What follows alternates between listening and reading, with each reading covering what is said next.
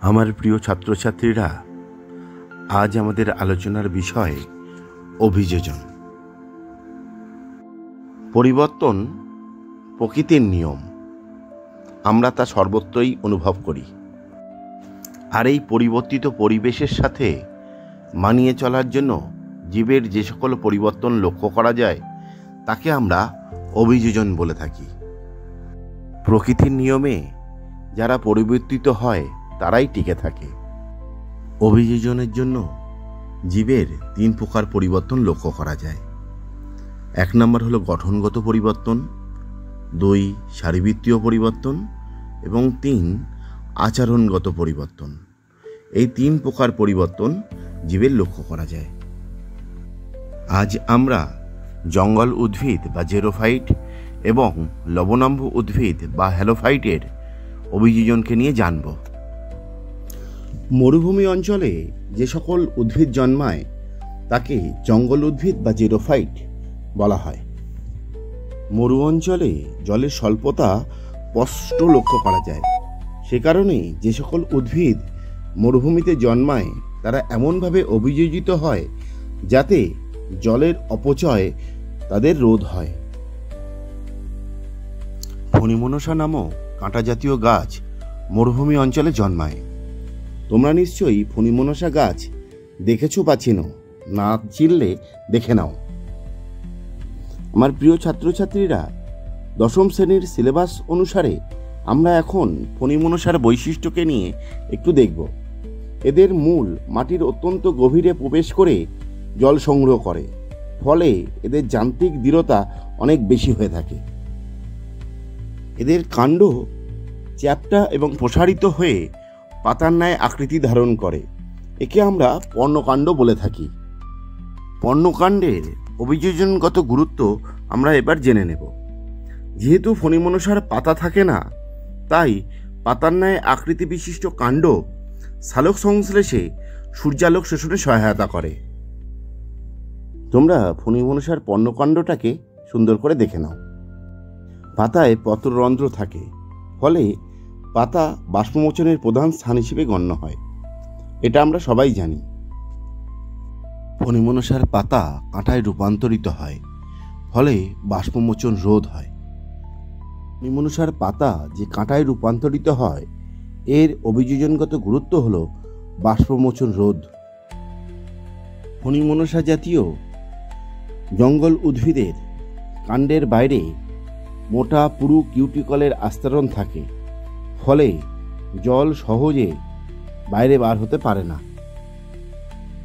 ফলে জলের অপচয় স্বাভাবিকভাবেই অনেকটা রোধ হয়। এখন আমরা সুন্দরবন অর্থাৎ ভারতবর্ষের উপকূলবর্তী অঞ্চলে যে সমস্ত উদ্ভিদ জন্মায় তাদের অভিযোজনগত বৈশিষ্ট্য ভালো করে জেনে নেব। এই অঞ্চলে যে সমস্ত উদ্ভিদ জন্মায় তাদেরকে আমরা লবণাম্ব উদ্ভিদ বা হ্যালোফাইট বলে থাকি। সমুদ্র উপকূলবর্তী অঞ্চল যেমন সুন্দরবনের মাটিতে পর্যাপ্ত জল থাকা সত্ত্বেও লবণের পরিমাণ বেশি থাকায় সে জল ব্যবহার করা যায় না। সে কারণে উপকূলবর্তী অঞ্চলের মাটিকে সারিবৃত্তীয় শুষ্ক মৃত্তিকা বলা হয়।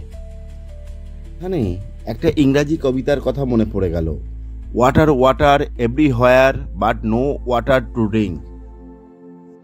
আমরা জাহাজে করে যখন সমুদ্র যাত্রা করি তখন চারিদিকে জল জল আর জল, কিন্তু খাদ্যোপযোগী জল কিন্তু থাকে না।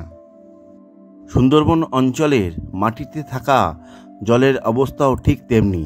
এখানে লবণের পরিমাণ এত বেশি সে জল ব্যবহার করা যায় না। সারিবৃত্তীয় শুষ্ক মৃত্তিকা কাকে বলে 10ম শ্রেণীর পরীক্ষার জন্য অত্যন্ত গুরুত্বপূর্ণ একটি প্রশ্ন। এখন আমরা কিছু হ্যালোফাইট বা লবণাম্ব উদ্ভিদকে চিনে নেব। এটি হলো গরান।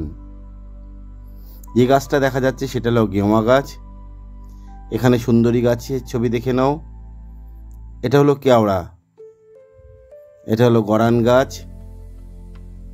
এটা হলো গোলপাতা গাছ, এটা হলো হোগলা গাছ। এখন আমরা লবণাম্ব বা হ্যালোফাইটের কিছু বৈশিষ্ট্য দেখে নেব। উপকূলবর্তী অঞ্চলের মাটি সারিবৃত্তীয়ভাবে শুষ্ক হওয়ায় ব্যবহারযোগ্য জলের অভাব স্পষ্ট লক্ষ্য করা যায়। জলকে সংরক্ষণ করার জন্য বা জলের অপচয় রোধ করার জন্য লবণাম্ব উদ্ভিদের অঙ্গ অভিযোজিত হয়ে থাকে। আমরা সেগুলি এখন দেখে নেব ভালো করে। সমুদ্র উপকূলবর্তী অঞ্চলের মাটিতে লবণের পরিমাণ বেশি থাকায় অক্সিজেন থাকে না বললেই চলে। ফলে এদের শ্বাসমূল তৈরি হয়। শ্বাসমূল বাতাস থেকে অক্সিজেন সংগ্রহ করে। সমুদ্র উপকূলবর্তী অঞ্চলের সমুদ্র তীরে যে সমস্ত উদ্ভিদ জন্মায় তাদের ঠেসমূল দেখা যায়। ঠেসমূল এক প্রকার বায়বীয় মূল। সমুদ্র বা নদী তীরবর্তী অঞ্চলে যে সকল গাছ জন্মায় তাদের সোজা হয়ে দাঁড়িয়ে থাকতে সাহায্য করে। কেয়া বা প্যান্ডিনাস গাছের ঠেসমূল ভালো করে তোমরা দেখে নাও। সমুদ্র উপকূলবর্তী অঞ্চলের মাটিতে লবণের পরিমাণ বেশি থাকায় বীজ যদি সরাসরি জলে পড়ে তাহলে তা নষ্ট হয়ে যেতে পারে। সে কারণে এদের জরায়ুজ অঙ্কুরোদ্গম লক্ষ্য করা যায়।